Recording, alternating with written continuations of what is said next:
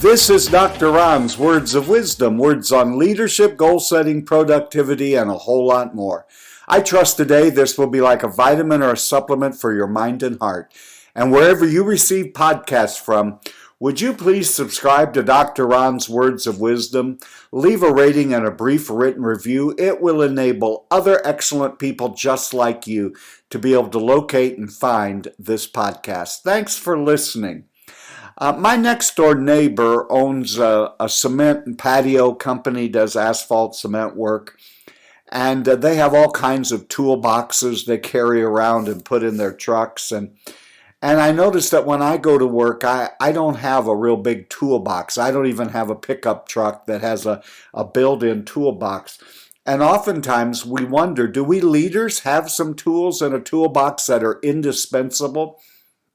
Just like my next door neighbor would not leave home without his toolbox, because in order to do today's work, he has to have some tools.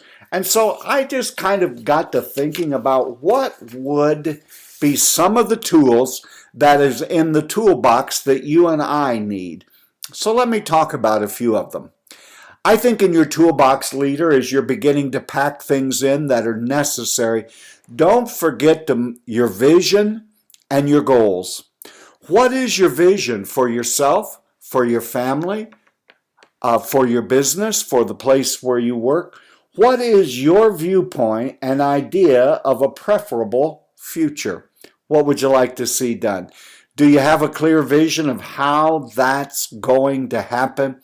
And do you have some goals, some actionable steps that will help you there? And one of the things that you really need to have in that toolbox is you need to have a plan, how you're going to take your vision and things you've worked on collaboratively in many instances, things you've written down, things you've talked about, things you've decided upon, and then do you have a plan? Here are my actionable steps, and if I do these and I get these folks to help me, this is how we're going to get it done. I think another tool that is indispensable for the leader's toolbox is self-discipline. It will go a long way to where you're trying to get is your ability to discipline yourself. Especially those of you who are solopreneurs or entrepreneurs, there really isn't a whole lot, or there really aren't a lot of people that are going to come by and tell you what to do and what you need to do. You're going to have to police yourself. You're going to have to watch over yourself. There's no one like in school handing you out a syllabus and telling you, here are the deadlines for your homework, for the quiz, for the test. You're going to have to put some internal pressure on yourself.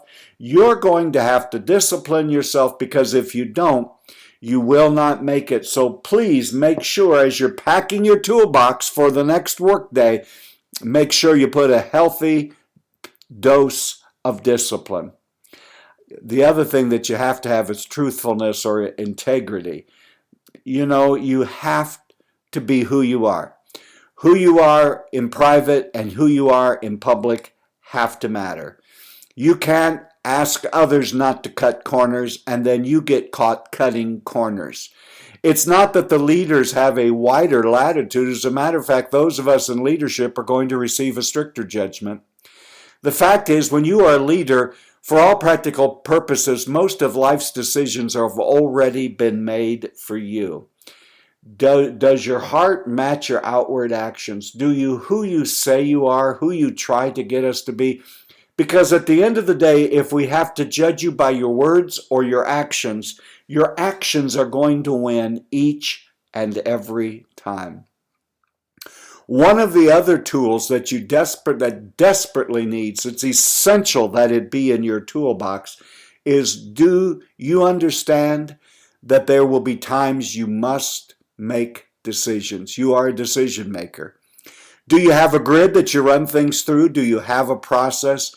I know there are some leaders who are very high on intuition, who sort of get a gut feel of how they're going to respond and react and decide. Do you gather the needful information? Do you bounce it off of others? I mean, there are all kinds of methodologies, but the most important thing is, are you making decisions? Oftentimes, I get called in to help organizations that simply are there because up to this point, the folks in leadership have shirked their responsibility and have refused to make decisions. The word picture I use is they're kicking the can down the alley, and sure enough, one of these days they lose the can and they run out of alley, and they call me in and say, "Good doctor, you come and solve our problems." The fact of the matter is, you're not there because you look good. You're not in the position you're in because of where you went to school. You're not even, in spite of what people tell you, that you're where you are because somebody somewhere in the organization liked you. However you got there, one thing is for sure, you are in the position to make a decision. This comes all the way down to being a parent. You're going to have to make decisions. And whether you're making the decisions as a couple, whether you're making the decision as a family, you're making your decision at work, please understand that everyone will not be happy with all of your decisions. That's why so many people shirk and shrink back from being in a position to make a decision because they don't like to be criticized. You will be second-guessed forever when you are in a position of making a decision. But that is a part of your responsibility, and it is an indispensable tool that must be in every leader's toolbox. Make sure as you're packing that toolbox for tomorrow that you put a healthy, large dose of communication. Don't let people guess what you're thinking, guess what you're trying to accomplish, or try to become clairvoyant and mind readers. You and I need to communicate. We need to over-communicate. We need to allow people to see, here's what we're doing and here's why we are doing that.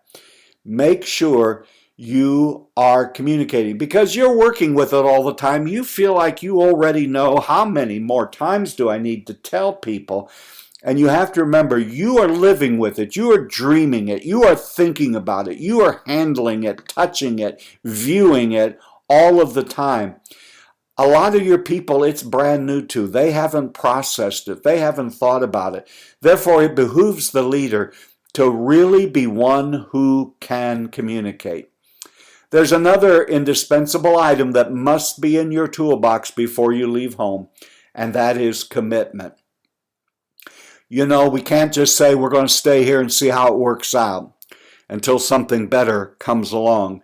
We have to be committed. You have to absolutely say, I am committed. I believe this is where I'm supposed to be and what I am supposed to be doing. The reason we really need a toolbox is that leadership is just sort of a lifelong venture. It's never to the point where you have arrived and you no longer need to learn. As a matter of fact, I think one thing that ought to overarch your toolbox is a teachable spirit. You get in trouble, I get in trouble when I believe I know everything. Or if you believe you are the smartest woman or man in the room, therein is going to lie a lot of your difficulties. Learn. Make sure that you are always going to be adding tools. You're always going to be honing your skills. Now, there are a few more tools that you ought to consider putting in your leadership toolbox. How about a healthy dose of gratitude? All of us, wherever we are today, we have gotten here through a lot of help and resources from a whole lot of other people. And instead of just thinking we made it all by ourselves, we did it our way, we clawed our way to the top, have you ever just stopped and given thanks to God, given thanks to your family, given thanks to your teachers, given thanks to your bosses, your mentors, your colleagues, even your co-workers? A lot of people have worked very diligently and have been generous with their time and their gifts and their advice and their prayers. Be a person of gratitude. Make sure you pack some gratitude into your toolbox. I think one of the others is consistent. If you're going to make big changes, it isn't always going to take just Herculean effort. It's going to take consistent, incremental, making the right steps day in and day out and doing them consistently. While we're doing it, it doesn't feel like much is happening, much is changing, or much is transpiring and really moving us in the direction. And one of these days, if we keep at it, keep moving, keep doing, keep taking the action, we will utterly be amazed at what has happened and where we have gotten. There's another tool that you need to have in your toolbox. It's one of these lifetime achievement lifetime. You have to live a little bit of life to have this tool. They don't just hand this tool out down at the local hardware.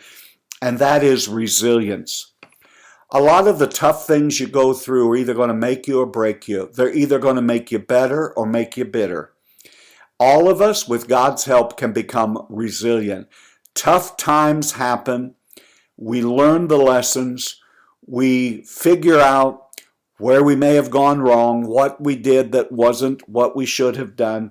And we don't give up. We don't quit. We don't say, I'm done. We just say, make me better. I don't want to be bitter. This is going to be a stepping stone to a brighter and better tomorrow.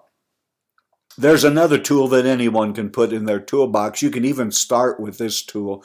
Though it's simple, it takes us a lifetime to live out the implications of it, and that is the tool of being a kind person. We have enough bullies, enough people barking out orders, enough people being gruff and rough. What we really need is for a leader to demonstrate that you can be a tough, resilient, strong leader and still be kind. You can still be empathetic to the needs of those around you.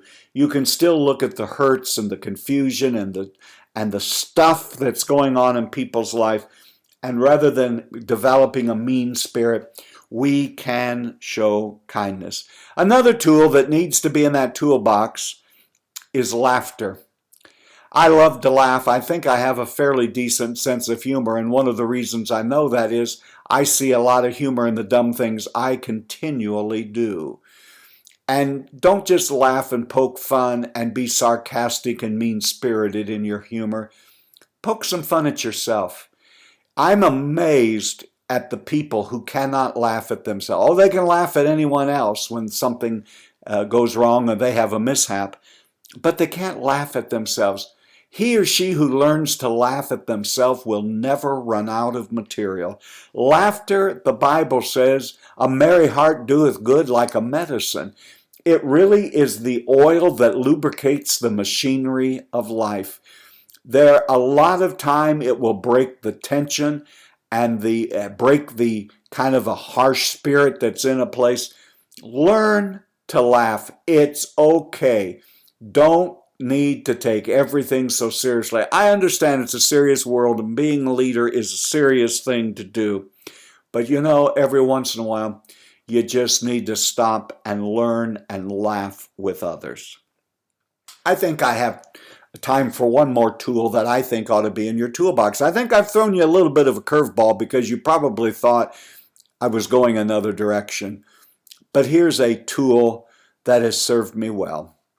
Unfortunately, it's a tool I've had to use more often than I really wish I had to. And that tool is the tool of apology. You know, there are times we do our best and we're trying to meet deadlines and we're forcing ourselves ahead. Or we looked at the information and unfortunately we misinterpreted the information, or we had confirmation bias, meaning we were so bent on a certain way of deciding. I see this all the time. You can bring facts in. I've come alongside people and said, have you considered this? Have you considered that? And it's as if they don't hear you because they already have the confirmation bias that they're going to do what they're going to do. Now, as a leader, that's how you get paid. You make the decisions. But the other thing you have to do is when you're wrong, you have to stop, you have to quit fooling yourself, you have to quit pretending, and you just have to say, with the loudest voice you can say, I was wrong. There are times that you just have to say, I'm sorry. I hurt you. I spoke in a harsh manner. Or there are times when we just were wrong. It didn't work out. Now, there are too many leaders who think that apologizing is a weakness and a sign of weakness. I think the fact that you won't apologize is actually a huge sign of weakness and that something is the matter. As a matter of fact, I think the strongest women and men are those who, when they're wrong, own it, accept it, ask forgiveness, apologize, say I'm sorry. Come on, gang, let's get together. We're resilient. We're going to move ahead. We're going to go another direction, and things are going to get better. Go ahead and apologize. It's not the end of the world. Humility is a wonderful thing to see in a leader. As a matter of fact, it's really indispensable. Well, today I've been talking about some tools that you need in your toolbox. If there's some of these that are not there, I would say you need to get them in that toolbox ASAP, as soon as possible. You've been listening to Dr. Ron's Words of Wisdom, words on leadership, goal setting, productivity, and a whole lot more. I trust today this was like a vitamin or a supplement for your mind and heart. And wherever you receive podcasts from, would you please subscribe to Dr. Ron's Words of Wisdom, leave a rating and a brief written review. It will enable other excellent people just like you to locate this podcast.